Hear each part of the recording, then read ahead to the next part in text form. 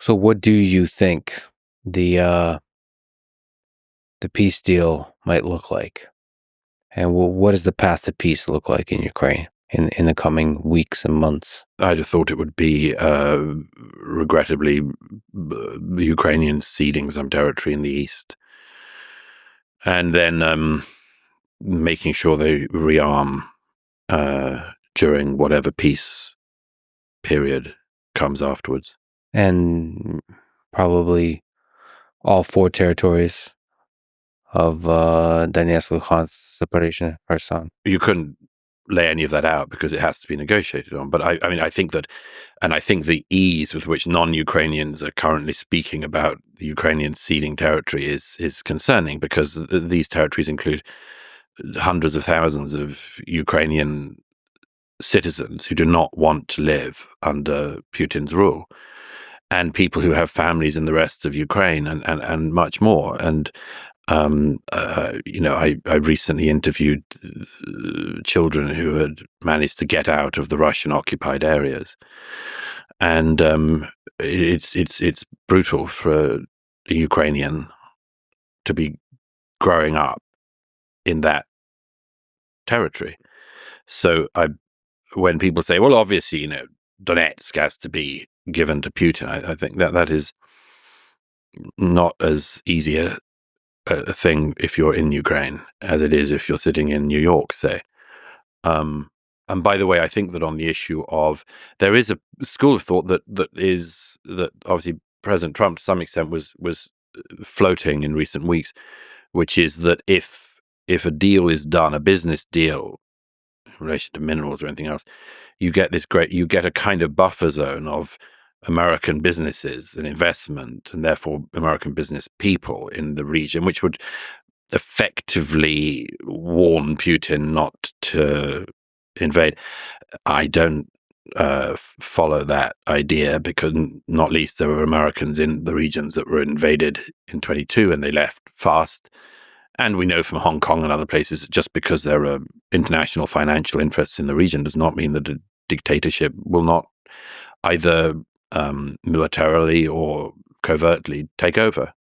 I don't see American miners as being an effective buffer zone against Putin. By the way, what did you learn from talking to the children, Ukrainian children from those regions? Well, I mean, it's heartbreaking, because the only schooling is Russian schooling. Obviously teaching the Russian language, Putin's view of history, and effectively indoctrination. And people can quibble with that term, but it's Putin-esque indoctrination schools. And any children or families that do not want that effectively have to hide and not go out. And I spoke to children and parents who'd had school friends who, for instance, the Russians set up in 22 and 23 summer camps for the children of some of the areas that have been occupied, and the children went off to the camps and then they didn't come back. But they were just stolen.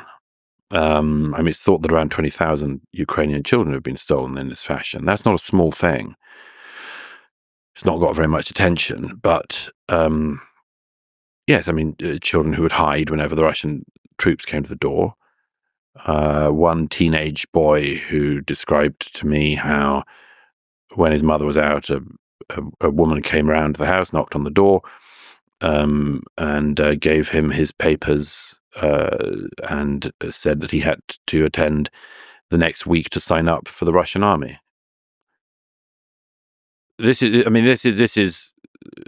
not good, and that's obviously what life is like for thousands of people behind the Russian lines in Ukraine. I just have it in mind when people say things like, well, obviously these regions have to be handed over. It's not. It's very, very hard if you're Ukrainian to concede to that. Yeah, and even if they are as part of the negotiation and handed over, I think it'll probably be generations or never that could be accepted by the Ukrainian people. Absolutely, and I would have thought never. What do we know about this kidnapping of children? The stories of the thousands of children that the Russian forces kidnapped. some of them were in orphanages in eastern Ukraine, not all by any means, but some were. And it's a very complicated story, actually, because many children were taken from their families. Many the Russians said, well, look at these Ukrainians, they don't even look after their children, therefore we will look after them. And I was recently, when I was there, looking into this story, because it's a very interesting question as to why it hasn't had more attention.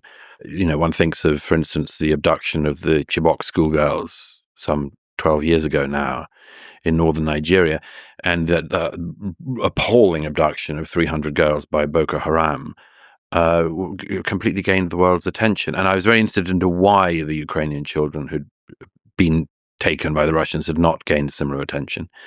There's a slight similarity with the war in Israel, which I'm sure we'll come on to. But I do think that one reason is that they were effectively hostages, and the Ukrainians knew. This is my estimation of the terrain on it, is that the Ukrainians knew that if they made a great deal about this, or as it were, more than they did, that the children would effectively be the most effective bargaining chip. And I do think there's considerable truth in that, because if you look at, for instance, the way in which pressure has been put on the Israeli government by the Israeli population about the kidnapped Israelis, you'll see that it's a pretty effective tactic for any totalitarian regime or terrorist group to operate in a way that means that the population of the country you're attacking pressure their government to do something in terms of concession. It's a very effective tool. And I think that story was partly played down, not just outside of Ukraine, but also within Ukraine, partly for that reason. As a truth seeker, as a journalist, how do you operate in that world where, at least to me, it's obvious that there's just a flood of propaganda on both sides? Now, of course, when you go there and directly experience it and talk to people, but those people are still also swimming in the propaganda. So unless you witness stuff directly, sometimes it's hard to know. Like I speak to Yes. people on the Russian side, and they're clearly, first of all, hilariously enough, they almost always say there's no propaganda in Russia. Of course. Which makes me realize, I mean, you can be completely lied to. Maybe I am in the United States as well, and just be unaware. Maybe Earth is run by aliens. Maybe the Earth is flat. So I don't know. Maybe you've taken mushrooms. I have before this, and I finally see the truth. And it's you that are deluded, Douglas. Okay, but back to our round Earth discussion, round Earth shills that we are. How do you know what is true? You can tell it when the bare facts become not true. Like, you can tell it when somebody is willing to claim that everything caused the invasion of 2022 except for Vladimir Putin invading Ukraine. Yeah, there's a hilarious thing that happens, and I think you've actually speak about this, that people are generally just much more willing to criticize the democratically elected leader. Always. So the interesting thing that happens is these wise sages that do the narratives of like NATO started the war, right? Which there's some interesting geopolitical depth and truth to that, like that NATO expansion created a complicated geopolitical context, whatever. For sure. But they forget to say like other parts of that story. Well, yes, of course. I mean, of course, to some extent, it's rather, there's the most irritating type of question asker at any event is the person who says, "I was disappointed that in your 30-minute talk you didn't address X." Yeah. And I tend to say, well, looking forward to coming to your next talk where in 30 minutes you'll cover everything that could possibly be covered. There's always stuff that's going to be left on the sides. There's always going to be stuff that's left unaddressed. There's always going to be other angles. There's always going to be somebody else who has this interesting perspective, and you can't cover it. Nevertheless, if you cover everything other than the central things, then it's suspicious. Many years ago, I was at a debate in London, and there was a debate about the origins of World War II, and Pat Buchanan, talking of necromancy, was one of the the speakers, and Andrew Roberts, historian, was one of the people on the other side. And at one point, they got so completely stuck into issues of iron ore mining in Poland in the mid, something like this. And the moderator, I remember, it was just a melee. And the moderator turns to Andrew Roberts and says, "Andrew Roberts, why did World War II begin?" And he says, "World War II began because Hitler invaded Poland." And it was a magnificent moment because everything had been a mush. They were just so lost in all the intricate and clever and interesting things that you can talk about the origins of a war, that you forget to mention the thing that's most important. And certainly my experience as a journalist and writer is that one of the reasons why you need to go and see things with your own eyes is because people are certain to tell you that what you've seen with your own eyes didn't happen or hasn't happened. And it helps to steel you Yeah. for that moment. It's a gradual thing that happens where the obvious thing starts being taken for granted and Yes. people stop saying it because it's like the boring thing to say at a Right. party. And then all of a sudden, over time, you just almost start questioning whether, like the obvious thing is even true. I don't know how that happens in human psychology, but it does. I think it does. I've observed it in a lot of different places, which is the important thing is the only thing you do forget. Everything else is what you remember. And some of us are, for some reason, wired in a way where we try not to forget the important thing. Remember the obvious thing, yeah. Yes. And as you say, no, I'm not wanting to be the boring guy at the party who reiterates what is true. Because what a douchebag you'd be if you were that guy. Nobody likes Captain Obvious at a party. Okay, is it possible that Donald Trump is a mediator, a successful negotiator that brings a stable peace to Ukraine? It's possible. We'll have to see.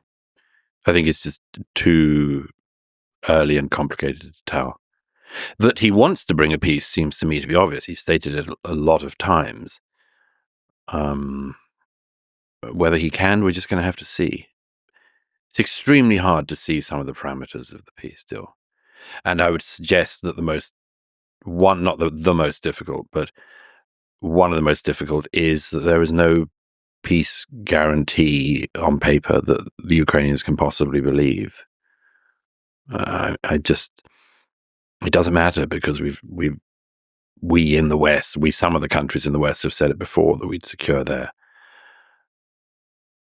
peace, and we haven't.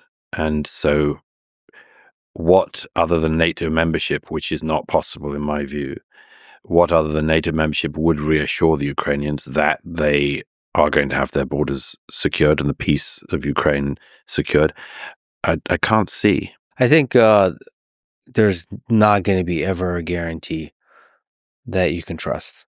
I think the way you have a guarantee, implicit guarantees, by having military and economic partnerships with as many partners as possible.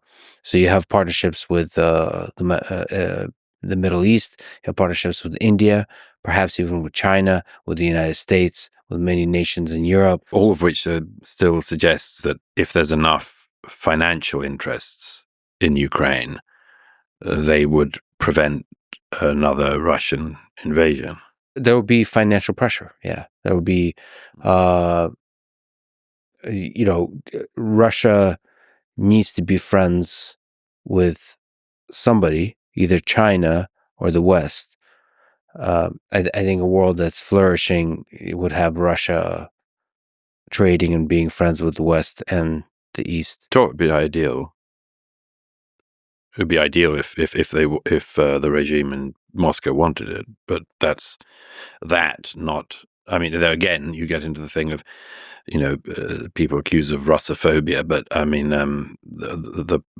I do believe that after the fall of the wall, Russia was ill-treated by the West, not treated with some of the courtesy that it required.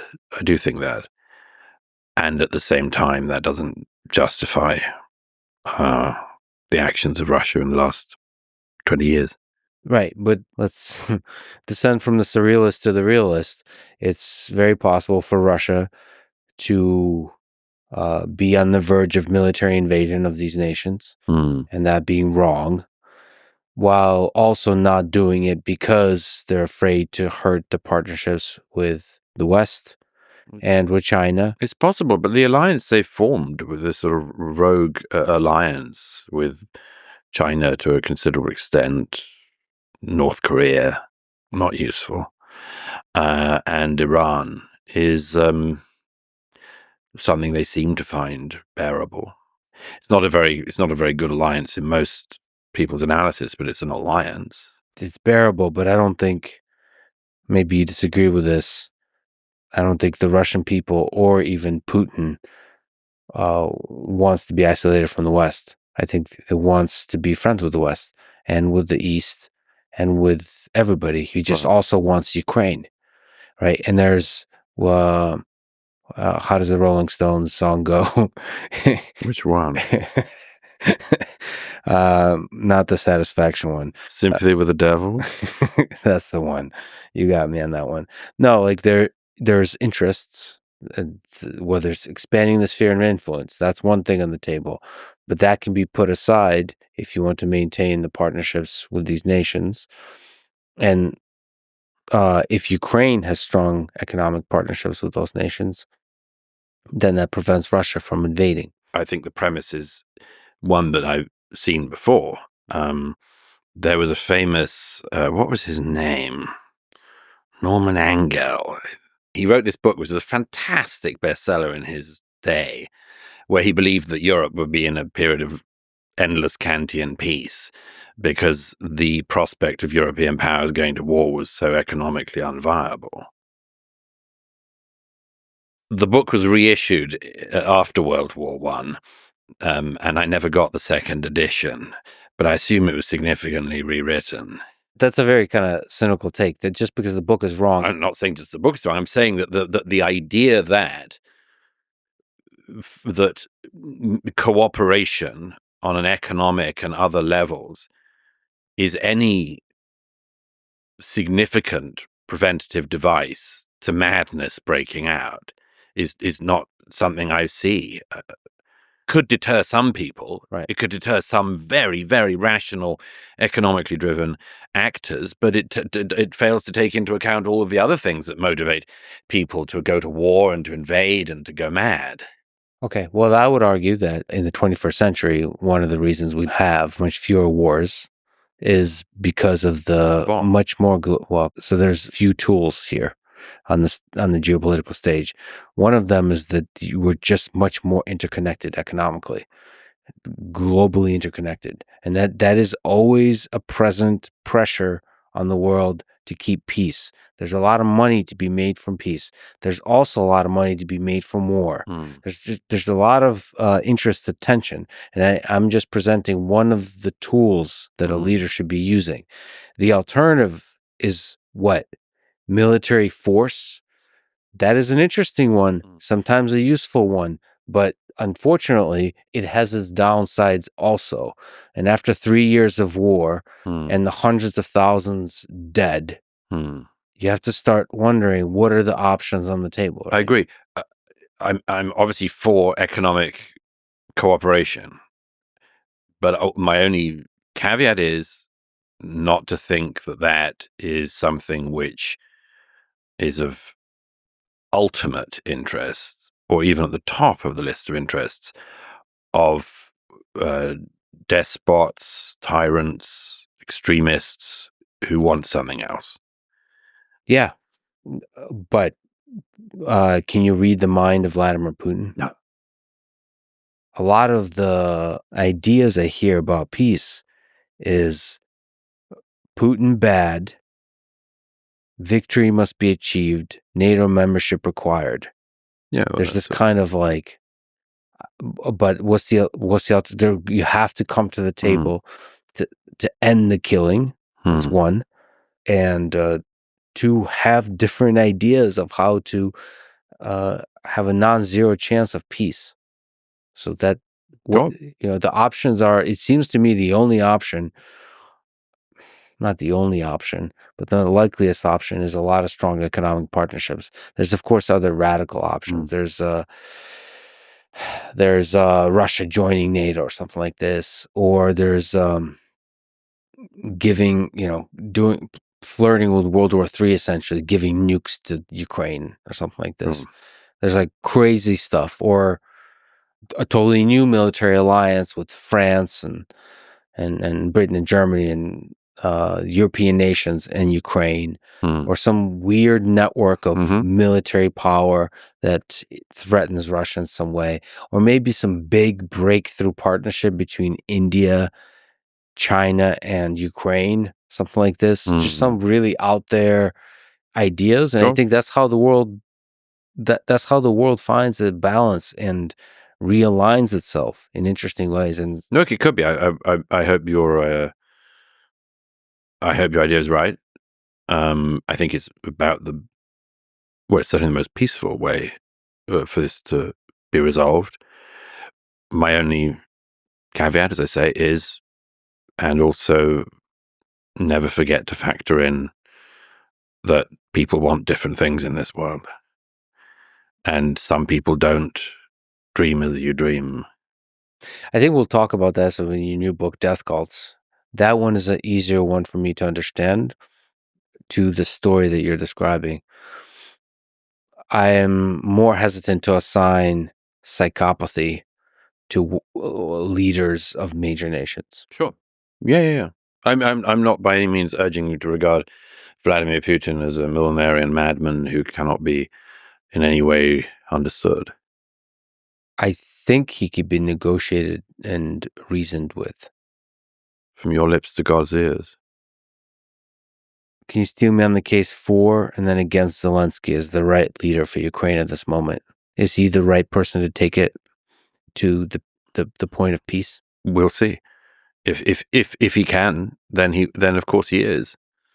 He deserves enormous respect for galvanizing his people, for being elected in the first place, for galvanizing his nation at a time of incredible peril, for playing the international game of getting support for his country well. And sometimes the person who does that, not that there are many people like that, can be the person who also brings about a peace deal, and sometimes not. I think there's a degree to which he may have seen too much suffering of the people of the land he loves to be able to sit down at a table with a world leader who did the destruction, and to be able to that is very hard compromise on anything. That's possible. Again, it puts the onus on him, though. It sort of slightly presupposes that Putin doesn't have the same human instinct on that. It is extremely hard. I've noticed this in a lot of conflicts. It's extremely hard the way in which outsiders come in and others who haven't seen what you've seen or gone through what you've gone through and say, it's time to get around the negotiating table and just, you think you didn't see what I saw, you didn't go through what I went through. Who are you to tell me? Goes back to that thing of the visitor from the land of war and the visitor from the land of peace. The visitor from the land of peace can easily talk about getting around negotiating tables, but the visitor from the land of war has seen other things, and it's very hard for somebody who hasn't seen it to tell the person who has that they should act differently. And the sad thing about humanity is both the person from the land of peace and the person from the land of war are right. Yes, that's a struggle.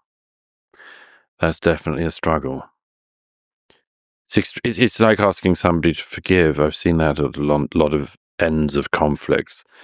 People say, the important thing is that we forgive and move on. And then the other person says, your child didn't die of shrapnel wounds. Yeah, this is, I got a lot of heat for an interview I did with Zelensky. By the way, people privately, the people that message me is all love and support. Even the people that disagree in Ukraine, soldiers, people online are ruthless. They're misrepresenting me. They're lying People about online are ruthless and misrepresenting and lying? Yeah.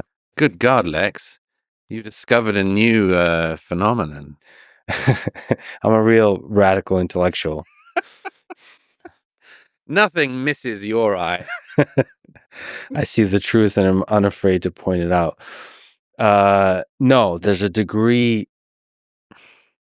this idea that you need to compromise with the person, with the leader of a nation you're at war with, and in so doing, to some degree, are forgiving their actions. Because the actual feeling you have is you want it to be fair, and the definition of fair, when you've seen that much suffering, is for him and everybody around him, and maybe even all of the people on the other side, to just die because you've seen too much suffering. But Sure. the other side of that is, yes, there's children that have died, but you coming to the Will negotiation stop table. other children from dying. Yes, of course. And so, like, there is just, you had this kind of way of speaking about it, embodying that perspective, that it's naive to say to come to the negotiation table. And it is for a person from the land of war. But the very smart, intelligent, and not naive person from the land of peace, that is often right in some deep sense about the long arc of history, for them, it is the right thing to come to the negotiation table to end the more killing. The one thing I would add to that, though, is that, don't forget that it also depends on whether or not there's a clear shot of winning. Sure. If there's a clear shot of winning, and that's the most important thing in wars is not final negotiations or anything like that. It's simply winning and losing. And if you have a clear shot of winning and you can take it and you're near it, then having somebody else come in and saying, why not stop just before victory is very hard. That's one of the many complexities of the conflict we're talking about. You know what's the other big complexity of that?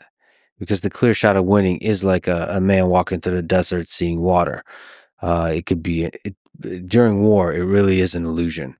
So here's what happens: the really complicated aspect of negotiation is, in order to negotiate peace from a place of strength, you have to have victory in sight. Yes. And so the temptation from that position is to not negotiate, is to keep pushing forward to achieve victory. And this, I would say, hindsight is 2020, but this is the failure in 22 and two occasions to negotiate a ceasefire and peace. One in the spring, because Ukraine was in a real big, I would say, position of strength, having fended off the Russian forces around Kiev. That's one. And then, as you mentioned, in the fall of 22, with Kherson and Kharkiv, had a lot of military success. They were in a place of strength. And from that place, they've decided to keep going because victory was in sight. But that was also an opportunity to make peace. It's perfectly possible, yes. That's the hard thing. It's very hard. It's all hard. But I'm just, again, victory can be won in wars and is often won in wars. And you're right, they can also grind on because nobody has the capability to make a breakthrough. It's a case, I mean, the wisdom about civil wars tends to be that they sort of burn out after about 10 years or so, for similar reasons. When you're in the war, can you actually know that a victory can be won? It's a very good question. And you mean troops on the battlefield, or military leaders or political leaders? Military and political leaders. It just feels like I said, man in the desert seeing water. I think there's a sense that victory is so close. There's times in a war when you feel like victory is close. No, you're right. And then it just slips away. Yes, it's an interesting insight. It's like the way in which there's a force in nature, which is that if you amass an army, amassing it will pull you in to using it. Yeah. Extremely hard to amass an army somewhere and then say, let's go back. Yes, you're right. No, it's one of many, many interesting aspects to warfare. I think the sad thing about successful wars, at least in the modern day, is it takes a great military leader, which I would argue that Zelensky really unified Ukraine in this fight in the beginning of the war. Mm-hmm. You have to be that, and like you said, after you amass the army and have military success, to be able to step back and make peace. Those two just don't often go hand in hand, because again, as a wartime leader, especially one who has seen the suffering firsthand, walking away is tough, especially also combined with that, just the realities of war, where there is probably corruption, that there is things, once the war ends, there has to be investigations, because the war wasn't won. You might not turn out to be, when history looks at it, the good guy. And a leader always wants to be the good guy. So there's just all psychological complexities, and you look at this whole picture, in the basic sense, if you want Ukraine to flourish, if you want humanity to flourish, you just ask the question, okay, so what is the thing I would like to see? There's so many historical analogies you can give, but just surely not rewarding Putin's actions in any way would be a good way to deter him and other dictators from trying to grab land in the future. So yeah, but this is nuanced, because it's very probably good to be the boring person at the party that says dictatorships are bad, democracies are good, many of the ideals of the West are good. Democracies are better. Yes. Yeah. That sounds like Animal Farm, but yes, 2 legs better. But yes, democracy is better, and invading countries is bad. But World War III is bad too. So after you say something is bad, what's the next step? Because military intervention in a lot of these conflicts, It'll be about deterrence. yeah, but what's effective deterrence? That we're going to have to keep going over for a long time to come. My question is, how can we achieve peace in April, in May, right? Not like the adults at the table all seem to tell me, well, it's a process, it's complicated, it just feels like this is a thing that might go into the next winter. And there's still maybe initial ceasefire, and the ceasefire is broken, and there's more people dying. For sure. And it's that mess. It seems like civility and politeness ignores the fact that people are dying every single day. I mean, of course, like we were almost everybody, not everybody, but almost everyone would like the killing to stop immediately. Of course. No, I think that is the boring thing at the party. Yes, but they don't say it often enough. Not often. There has to be a frustration. Say it more. There has to be a frustration. I don't understand why Putin, Zelensky, and Trump can't just meet in a room together without signing anything. Leaders meeting and discussing, and the human connection. There's so many layers of diplomats. It's the problem I have with a managerial class. They schedule meetings really well. Sure. They don't get shit done. And I would love it if people got shit done. So the soldiers get shit done. They're fighting the reality of the war. And then the leaders have the capacity to get shit done on the scale of nations and geopolitics. But these diplomatic meetings and no, I agree. Look, I share your frustration about it. At the same time, I think I share your frustration because I've seen it all, a lot of it, in my own eyes. I mean, there was a battalion I was with the other week, and they were hit just after I left their base, and you wouldn't believe what a thermobaric bomb can do to the human body. And I share your frustration with that. At the same time, one of the things that happens if you are rushing is that you do, and I've seen this elsewhere, you will put pressure on the people you can pressurize, and you will not put enough pressure on the people you can't pressurize. And that is one of the worrying things that could happen with this. Simply, America can put extraordinary diplomatic, financial, intelligence, military pressure on Ukraine. And it can put significant pressure on Putin, but it's much easier to pressure Zelensky. And that's one of the many things that makes it harder, is that the temptation to rush for peace, accepting that peace is the most desirable thing, accepting the horrors of war, which, we can linger on, but you accepting all that. If somebody says we've got to get peace today, and the three of them around a table, the most likely thing is that it'll be the person who you can pressure most easily, who will be the person that you pressure, and as a result, have an outcome which, yes, might stop the killing as soon as possible, but might also set up a situation which rewards the aggressor and effectively punishes the victim. And that's an extremely ugly and common thing to happen. Yeah. And that's the other boring thing to say. The boring truth that the easy shortcut here is to punish Ukraine. And you just have to not do it. Let's keep being the boring people at the party. Yeah. Well, nobody's going to invite us. All right.